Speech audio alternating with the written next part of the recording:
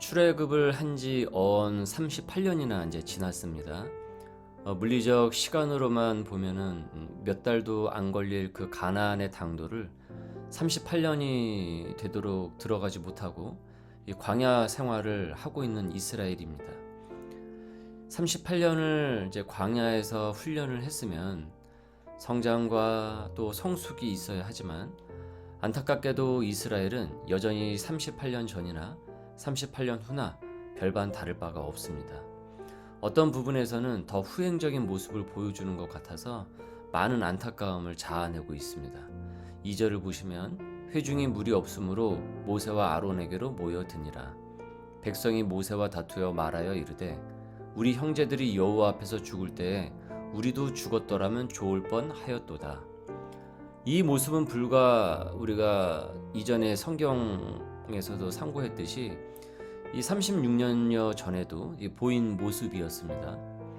출애굽한 지 얼마 지나지도 않아 광야로 왜 우리를 끌고 왔냐, 다시 이집트로 돌려놔라, 이렇게 모세를 겁박을 했는데 여전히 지금 이 모습이 한 세대가 훌쩍 지나갔음에도 똑같이 되풀이되고 있다는 거죠.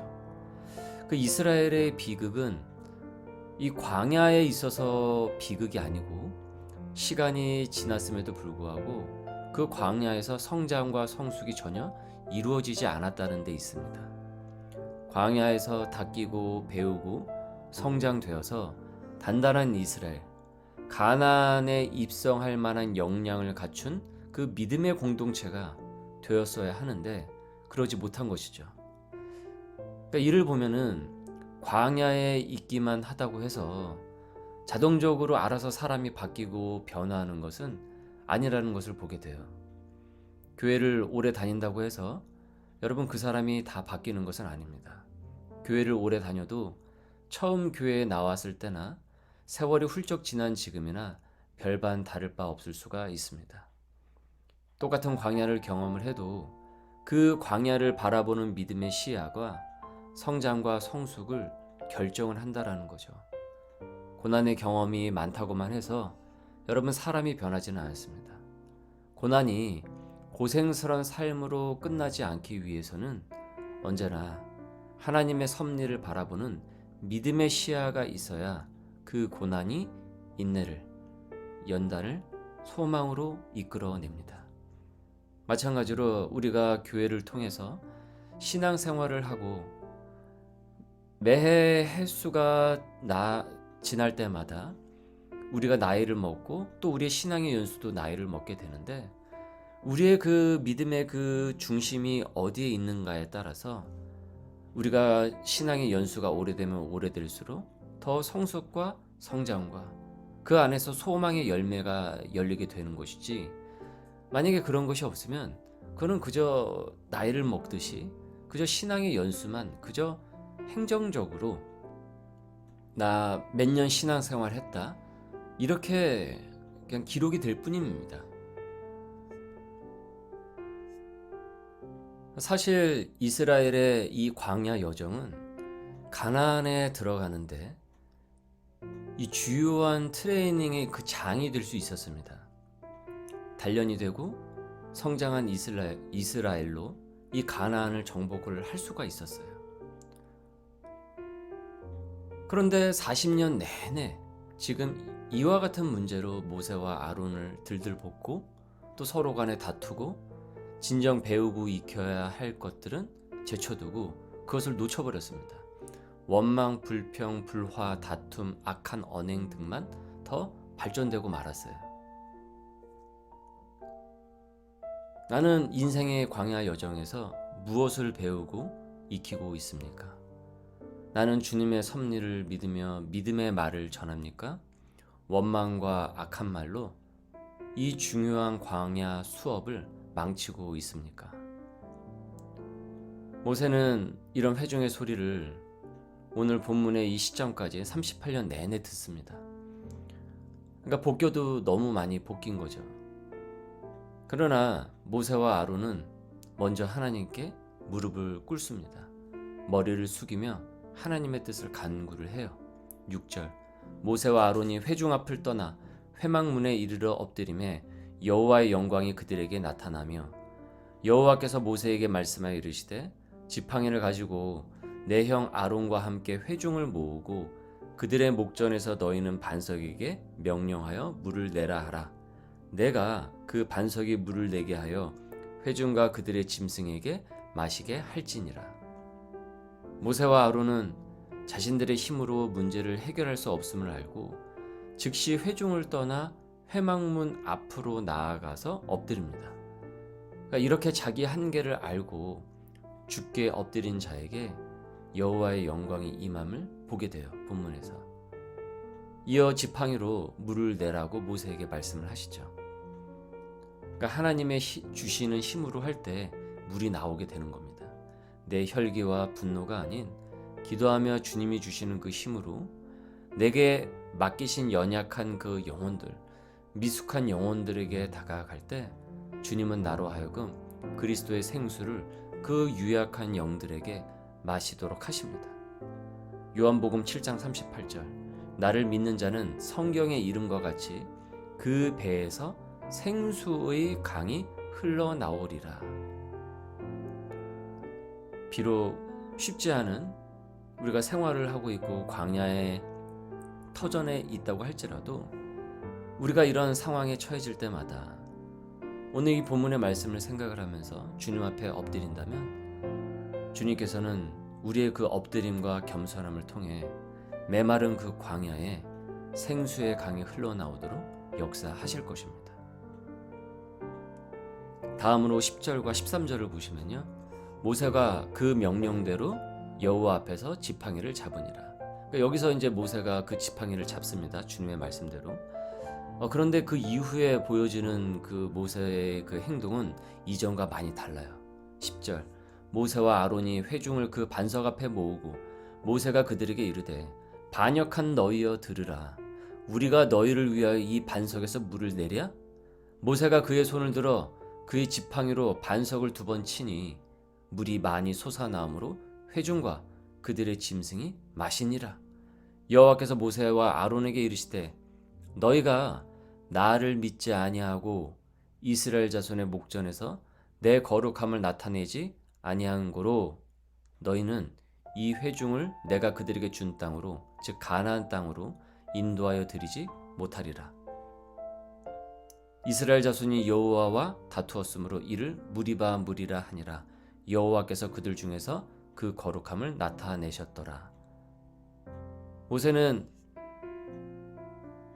엎드리긴 잘 엎드렸는데 이후 응답을 받고 그 응답을 적용을 하는 그 가운데서 그때 온전히 적용하지 못하고 불순종, 불신앙으로 그 자신의 그 혈기와 분노를 드러냅니다. 반석에게 명령하여 물을 내게 하라는 하나님의 명령을 따르질 않죠. 대신 분노와 혈기로 아주 격하게 이 백성들에게 반응을 하죠. 나와 우리 아론이 내 형 아론이 너희를 위하여 물을 내랴? 하면서 반석을 2번 세게 내려칩니다. 그러니까 이 내려친 것은 믿음으로 내려쳤다기보다는 이게 화가 난 것이죠. 그러니까 분노와 혈기로 이걸 내려친 거죠. 그러니까 마치 물건을 집어 던지듯이 그렇게 내려친 것이죠. 이 순간 하나님의 이름은 없이 분노와 혈기로 회중에게 분풀이하듯이 반석을 내려친 것입니다. 이 모세의 이 장면을 보면은 이 오랜 시간 동안 되풀이되는 이와 같은 일에 그도 지쳤겠구나 그런 어떤 인간적인 연민이 들기도 해요. 하지만 이 물이 솟아나는 이 이적이 모세와 아론의 일로 둔갑이 되어서 더 큰 이스라엘의 혼란이 되는 것을 하나님께서는 방치하실 수 없었습니다. 아니 평소에도 금송아지가 신이라고 하면서 좀 힘들면은 우상 숭배하던 그들인데 모세와 아론을 지금 이 순간에 이들이 지팡이를 내려쳐가지고 모세가 지팡이를 내려쳐서 물이 나왔다고 해서 그 광경을 보고서 갑자기 신으로 숭배하는 것도 사실은 이 이스라엘 공동체에서 이 불가사의한 일이 아닙니다. 다분히 그럴만 하다라는 거죠. 그러면요 모세와 아론도 완전히 망하게 되는 것이고 이스라엘은 정말 폭망하게 되는 것입니다. 하나님께서는 그간 모세의 수많은 실책에도 그를 긍휼히 여기시고 리더로 세우셨지만은 여기서는 매우 엄중히 다루십니다. 이 사건으로 모세와 아론은요, 약속의 땅에 들어가지 못하게 되죠. 이를 여호와와 다투었다, 싸웠다라고 표현을 하고 있습니다. 본문의 말씀은, 이 민수기 말씀은. 그래서 이를 무리바 무리다, 무리바 무리다라고 부르게 되었죠. 이어 하나님께서는 모세와 아론이 흐트러 놓았던 것을 다시 정리를 하셔서 그들 중에 당신의 그 거룩함을 나타내셨다라고 합니다. 모세는 순종을 하는 듯 했지만은 그 순종이 온전히 마무리되질 못했어요. 그러니까 아마도 인간적인 그 감정이 불끈 솟아올라 자신을 우습게 보고 덤벼드는 그 이스라엘 그 회중을 정말 혼내주고 싶은 마음도 있었던 것으로 보입니다. 내가 이런 일도 할 수 있다. 내가 이런 사람이다. 이전에 출애굽 사건 때 모세의 그 지팡이로 이적을 행했는데 너희들 그거 잊었냐? 내가 그거 지팡이로 내가 해가지고 너희들 구출했는 거 잊었냐? 내가 이 지팡이로 뭘 해보였는지, 이런 메시지가 지금 이 지팡이로 두 번을 내려치는 이 혈기와 분노로 내려치는 이 순간에 이 메시지가 회중에게 전달이 되었을 것이라는 거죠. 시청각으로. 참 그렇습니다. 우리는 사람 앞에서 자주 넘어지는 듯해요. 출애굽 광야의 이 여정을 보면은 사람들이 광야 앞에서 무너진다기보다는 이 사람 앞에서 자주 넘어지는 것 같아요. 모세도 넘어지고 회중들도 넘어지고. 우리가 하나님과의 그 관계가 끈끈하지 못하고 엉성하면요, 사람과의 그 관계도 엉성하게 되고 시험에 드는 일들을 많이 겪고 그 가운데서 죄를 짓게 됩니다. 입술과 행함으로 말이죠. 위에 분인 하나님과의 관계가 우리가 올바로 정립이 될 때 우린 수평적인 사람과의 관계를 바른 복음의 그 관계로 이어나갈 수가 있습니다. 말씀의 마지막 질문입니다. 요즘 나는 사람과의 관계가 어떻습니까? 복음의 관계로 정립합니까? 혈기와 말실수 등으로 그 관계에 금이 가고 있습니까? 모세의 결과를 직면하지 않기 위해 내가 개선해야 할 것은 무엇인가요? 기도하겠습니다. 주님, 우린 광야의 여정을 가고 있으며 매일 광야 수업을 받습니다. 이 여정에 마실 물이 없다고 불평과 원망으로 이 수업을 망치지 않게 하여 주시고 믿음과 감사와 섭리하시는 주님을 믿고 간구하는 심령들 되게 하여 주옵소서. 다툼의 사건에서 하나님 앞에 잘 엎드려야 함을 배웁니다. 주님, 그 엎드림이 온전한 순종의 믿음으로 완성되게 하여 주옵시고 사람과의 관계를 복음의 관계로 발전시켜 나갈 수 있도록 힘을 더하여 주옵소서. 모세를 보며 강점과 약점을 둘 다 봅니다. 이 광야 수업 중에 강점은 강화되게 하여 주시고 나의 약점은 보완되고 개선되게 하여 주셔서 우리 소명의 백성들 모두 가나안의 그 구원에 당도하도록 주님 우리를 이끌어 주옵소서. 감사하며 예수님의 이름으로 기도드립니다. 아멘.